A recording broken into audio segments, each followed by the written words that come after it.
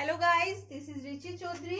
Last video में हमने क्या करा था? लास्ट वीडियो में हमने करा था respiration in plants and respiration in animals. आज हम करेंगे respiration in human being. Okay guys, let's start. तो सबसे पहले हम ब्रीथिंग कहाँ से लेते हैं? नोज से। ओके, हम ब्रीथिंग कहाँ से लेते हैं? नोज से। नोज में क्या प्रेजेंट होती है? Nasal cavity. और हमारी जो नेसल कैविटी होती है उसमें छोटे छोटे हेयर्स और म्यूकस प्रेजेंट होती हैं।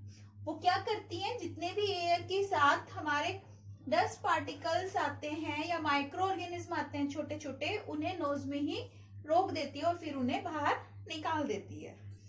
फिर एयर अब क्या होता है? अंदर जाती है। तो किस में जाती है? विंड पाइप में। विंड पाइप को हम ट्रैकिया भी कहते हैं। ओके, विंड पाइप में हमारी एयर जाती है और ट्रैकिया से एयर एक बार फिर क्लीन हो जाती है। जो हमारा ट्रैकिया होता है अब वो दो ब्रोंकाई में डिवाइड होता है, जिसे हम सिंगुलर फॉर्म में ब्रोंकस कहते हैं। अब हमारा ट्रैकिया दो ब्रोंकाई में डिवाइड हो जाता है। उसके बाद क्या होता है? ये दोनों ब्रोंकाई हमारे दो लंग्स से जुड़ी हुई होती हैं, right lung and left lung. ठीक है, दोनों ब्रोंकाई हमारी जुड़ी हुई होती है राइट लंग से और लेफ्ट लंग से। ओके गाइस, अब क्या होता है कि जो हमारी एक ब्रोंकाई होती है divide in the lung to form a large number of bronchioles. कि अब हमारी एक ब्रोंकाई लंग के अंदर बहुत सारी ब्रोंक्यूलस में डिवाइड हो जाती है। ओके, और यहाँ पे क्या होता है कि अब जो हमारी ब्रोंक्यूलस होती हैं उनके लास्ट एंड पर छोटी छोटी बिल्कुल टीनी टीनी स्ट्रक्चर्स प्रेजेंट होती हैं, जिन्हें हम कहते हैं एल्वियोलाई। वो हमारी क्या होती हैं?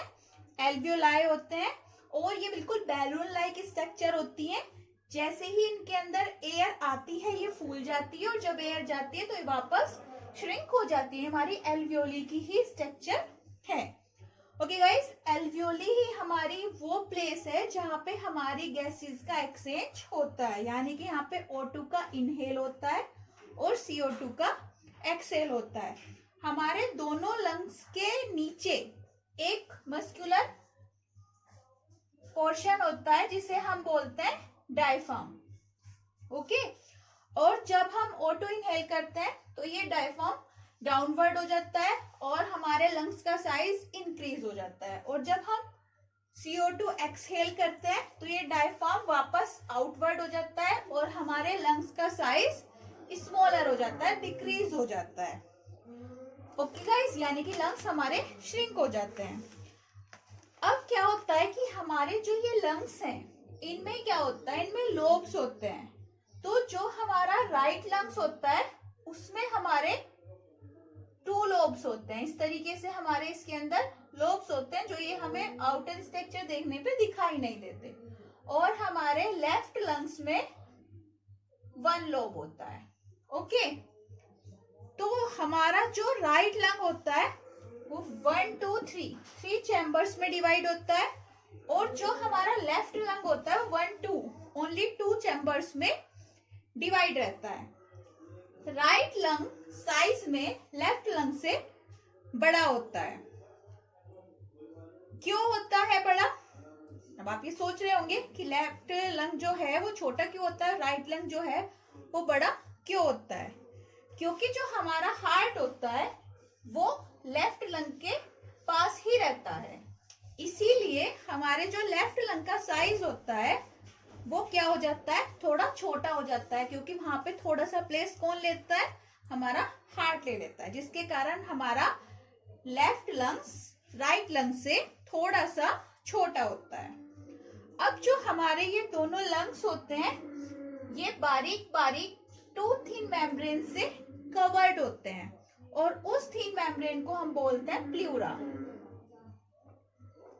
ओके, हमारे लंग्स इन 2 मेम्ब्रेन से कवर्ड रहते हैं और ये मस्कुलर मेम्ब्रेन होती है, इसी के कारण हमारे लंग्स भी मस्कुलर होते हैं।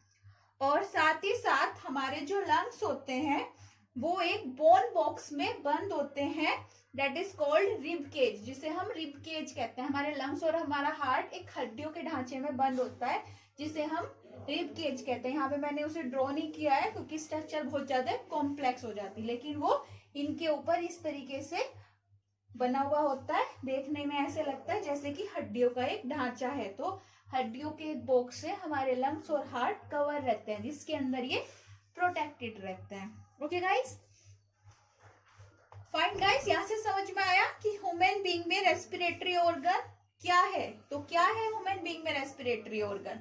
रेस्पिरेटरी ऑर्गन से लंग्स, और मेन रेस्पिरेशन की साइड क्या है? एल्वियोली। एल्वियोली में ही क्या होता है? गैसेस का एक्सचेंज होता है। जो गैसेस एक्सचेंज हो रही है वो कहाँ पे हो रही है? एल्वियोली में हो रही है। और हमारी जो एल्वियोली की वॉल्स होती हैं वो बहुत सारी ब्लड वेसल्स को कंटेन करती हैं, जिससे कि जो गैसेस है वो आसानी से एक्सचेंज हो सके और ट्रांसपोर्ट हो सके। ओके ओके गाइस, अगर मैं यहाँ पर आपसे कहूं कि डिफ्यूजन से रेस्पिरेशन होगा तो क्या होगा? कि क्या ह्यूमन बीइंग में डिफ्यूजन से, ह्यूमन बीइंग्स में लंग्स में डिफ्यूजन से रेस्पिरेशन हो सकता है? और अगर हो सकता है तो कैसे होगा? नहीं हो सकता। ठीक है, ह्यूमन बीइंग एक मल्टी सेलुलर ऑर्गेनिज्म है जिसमें डिफ्यूजन से रेस्पिरेशन नहीं हो सकता। सपोज करो अगर हमारे अंदर डिफ्यूजन से रेस्पिरेशन होगा तो माउथ से टोय तक एक बार ऑक्सीजन पहुंचने में पूरे 3 साल लग जाएंगे। इसीलिए डिफ्यूजन छोटे एनिमल्स में होता है, मल्टी सेलुलर एनिमल्स में डिफ्यूजन के थ्रू रेस्पिरेशन नहीं होता है। Okay, back two point. अब लंग्स में ऑक्सीजन पहुंचने के बाद किसका काम शुरू होता है? अब लंग्स में जब ऑक्सीजन पहुंच जाती है तो काम शुरू होता है हमारे ब्लड का। ओके, हमारा ब्लड अब काम शुरू करता है, क्योंकि ब्लड में हमारे क्या होता है? ब्लड में हमारे होता है हीमोग्लोबिन, जो क्या होता है? ऑक्सीजन से एफिनिटी रखता है, ऑक्सीजन के साथ बहुत अच्छी रिएक्शन बनाता है, ऑक्सीजन से एफिनिटी रखता है, और यही क्या करता है? हमारी पूरी बॉडी में ऑक्सीजन को ट्रांसपोर्ट करता है। लंग्स से हमारा जो ब्लड होता है वो ऑक्सीजन को कैरी कर लेता है और उसे पूरी बॉडी में डिस्ट्रीब्यूट कर देता है with the help of the haemoglobin. Haemoglobin एक रेड कलर का पिगमेंट होता है जो ऑक्सीजन को कैरी करता है, और इस तरीके से हीमोग्लोबिन के थ्रू हमारी पूरी बॉडी में ऑक्सीजन ट्रांसपोर्ट हो जाती है। और ऐसे ही वो कार्बन डाइऑक्साइड को भी क्या कर लेता है?